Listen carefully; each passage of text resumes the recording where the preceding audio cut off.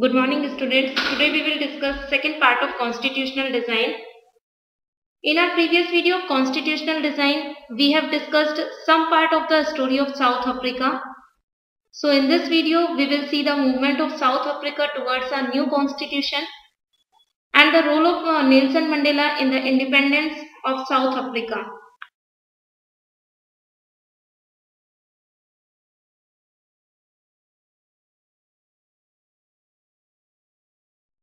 As I have told you earlier that the story of South Africa is divided into some subparts. The first is struggle against apartheid. Second is main features of apartheid. The third one is the end of the policy of apartheid.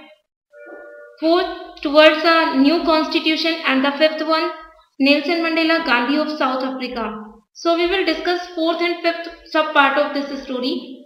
As we have discussed earlier that in 1980s the ban on the African National Congress was lifted and its leaders were released as protests and struggles against apartheid had increased.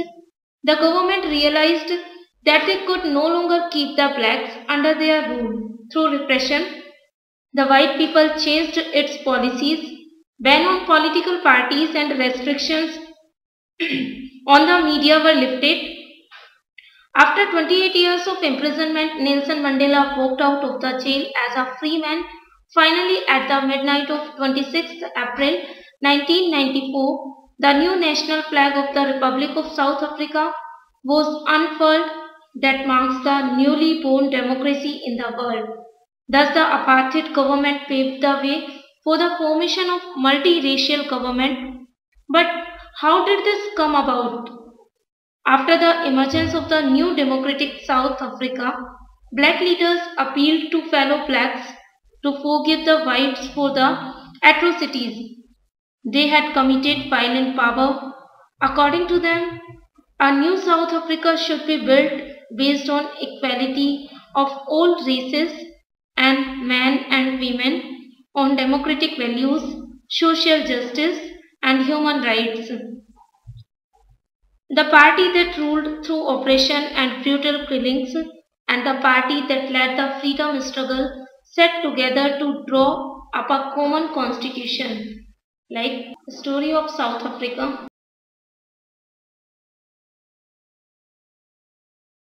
It is divided like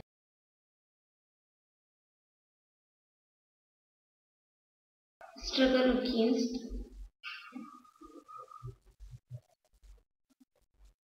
apartheid.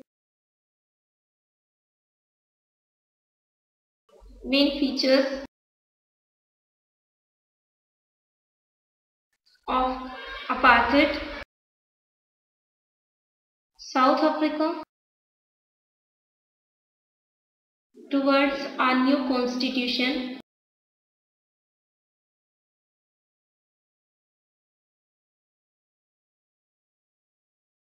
And the contribution of Nelson Mandela.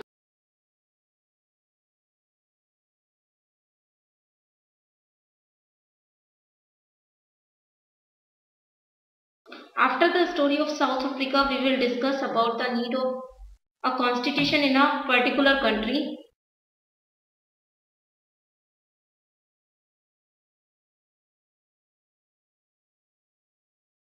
As I have told you that the party that ruled through oppression and brutal killings and the party that led the freedom struggle sat together to draw up a common constitution.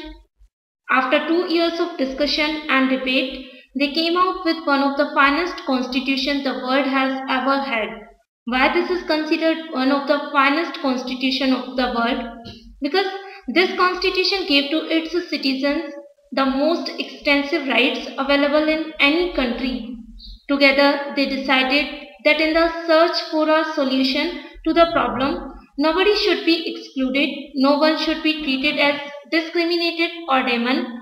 Everyone should become the part of the solution whatever they might have done or represented in the past. The South African Constitution inspires democrats all over the world. It transformed bitter experiences into the widening blue of our rainbow nation. Now we will see the contribution of Nelson Mandela. We know that Nelson Mandela was one of the most able, efficient and far-sighted leaders of the African National Congress. It was under his leadership that the struggle against apartheid reached its climax. Due to participation in the movement against apartheid, he was sentenced to life imprisonment in 1964. He spent the next 20 years in prison. In the 1990s, due to the activities of the African National Congress and the support it got from other countries of the world, South African regime was completely isolated from the world. In order to create a favorable atmosphere, Nelson Mandela was released in 1990. In 1994, the first democratic elections were held and Nelson Mandela was elected the President of South Africa. We can see his contribution like this.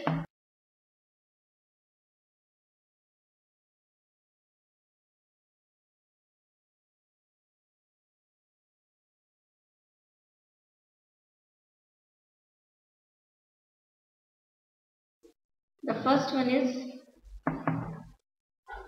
he protested the policy of apartheid,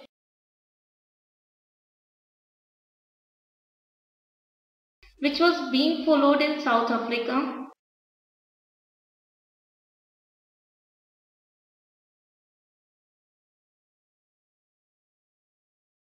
That's why he was called as the Gandhi of South Africa.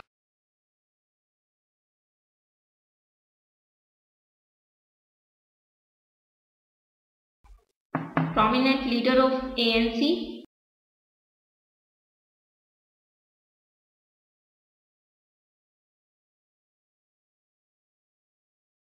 ANC stands for African National Congress.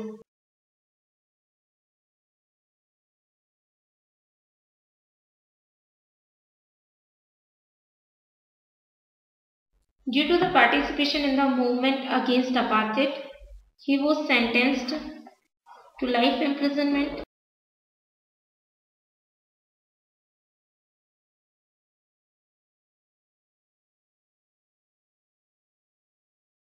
In 1964,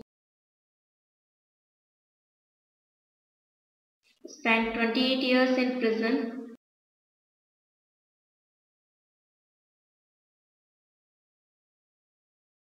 Later on, he was released in 1990 and in 1994, he was elected the President of South Africa.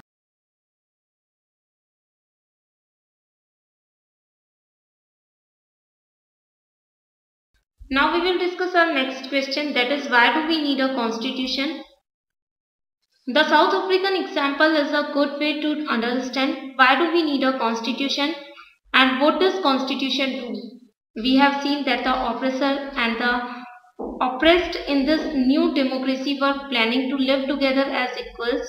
It was not going to be easy for them to trust each other. They had their fears. They wanted to safeguard their interest, whereas the white majority was keen to protect its privileges and property. After long negotiations, both parties agreed to a compromise. The whites agreed to the principles of majority rule and that of one person, one vote, while the blacks agreed that the majority would not be absolute and the property of white minority would not be taken away. This compromise was not easy. How was this compromise going to be implemented? Even if they managed to trust each other, what was the guarantee that this trust will not be broken in future? The only way to build and maintain trust in such a situation is to write down some rules that everyone would abide by. These rules will work only if the winner cannot change them very easily. This is what the South Africans did. They agreed that these rules will be supreme. No government will be able to ignore these rules. This set of basic rules is called constitution. A constitution is necessary to follow the rules Like I have given you the example of football game in my previous video. If there is no rule, how can we play the game in systematic and proper way? How can we differentiate between different games if different rules are not mentioned? Same as to run a country in a proper and systematic way, the government needs constitution. We need constitution due to following reasons. The first is to generate a degree of trust and coordination.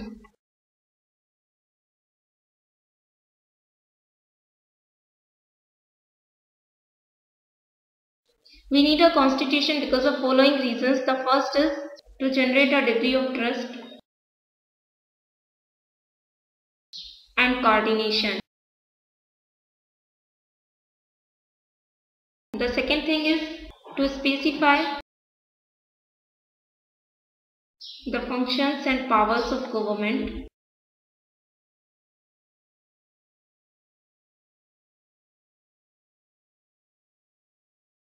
It also specifies the form of government. The third one is to limit, or we can say to control, the powers of government and to mention the rights of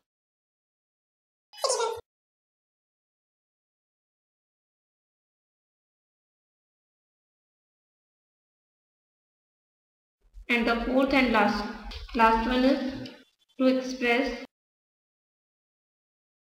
the aspirations of people.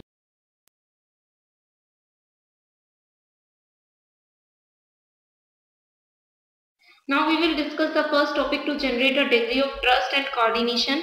Actually, constitution is necessary to maintain relation between different groups. We know that every country has diverse groups of people. Their relationship may not have been as bad as that between the whites and the blacks in South Africa. But all over the world, the people have differences of opinion and interests. To maintain the balance in different groups and different opinions, we have to follow some rules so that everyone can live together in a harmonious way. It is necessary to generate a degree of trust and coordination between different groups of people. That's why we need constitution. The second is to specify how the government will be constituted, or we can say to specify the functions and powers of government. It is also necessary to specify the form of government so that majority cannot take the whole power, it cannot dominate minority, and everyone can be treated equally. If there is no written rule about the election and the power of the government, then how can we live in a democratic country? Because the party which is in power will not be ready to abdicate the chair. It may treat as a dictator in future also. If we have a constitution, these kind of practices will not be allowed. It also specifies whether a country is republican country or monarchy. The third one is to limit or control the powers of government and mentions the rights of citizens. It also lays down the limits on the powers of the government and tells us what the rights of the citizens are. In Indian constitution, like we can take the example of Indian constitution to explain this point. In Indian constitution, it is clearly mentioned that we live in a democratic country and the ultimate power lies in the hands of common people. We are also provided some fundamental rights, and it is the duty of our government to protect these fundamental rights. Likewise, if we are not in the favor of government policy, we can protest in non-violence way, which was also taken place in the case of Jan Lokpal Bill. The fourth and the last point, why the constitution is necessary and why do we feel the necessity of constitution, is it is necessary to express the aspirations of people. It expresses the aspirations of people about creating a good society. Constitution of any country is made by its natives, so their vision can be seen easily in that constitution. Like what do they want from government? Which kind of steps should be taken for their welfare? How can they control government if government is not working for their welfare? For example, in our constitution, directive principles are mentioned, and these principles works as guidelines for the states. so that they can work for social welfare in a systematic way. Thus, we can say that the need of a constitution doesn't apply on government only. Any association needs to have its constitution. You can see that it could be a club in your area, a cooperative society, or a political party. They all need constitution to run smoothly and without any conflict. In our today's video, we have discussed about the remaining part of South African story and the necessity of a constitution. In our next video, we will discuss about Indian constitution, how was Indian constitution framed, and why should we accept the constitution made by the Constituent Assembly more than 50 years ago.